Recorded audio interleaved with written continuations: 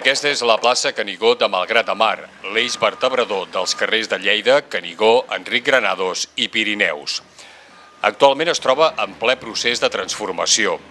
Des del passat mes de maig s'estan efectuant les obres de remodelació de l'espai.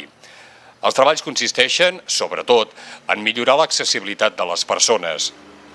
Aquest és un punt amb molts desnivells que se salvaran fent-hi uns trams amb escales. El projecte també contempla el disseny d'un itinerari més segur pels alumnes de l'escola Marià Cubí. Es marcarà adequadament el recorregut i el seu pas s'hi estan fent unes jardineres.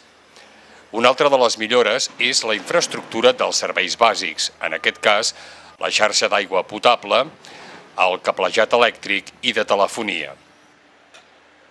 Un cop finalitzades les obres, els veïns disposaran d'una zona de recollida selectiva d'escombraries, ja que s'hi estan instal·lant diversos contenidors soterrats a la plaça.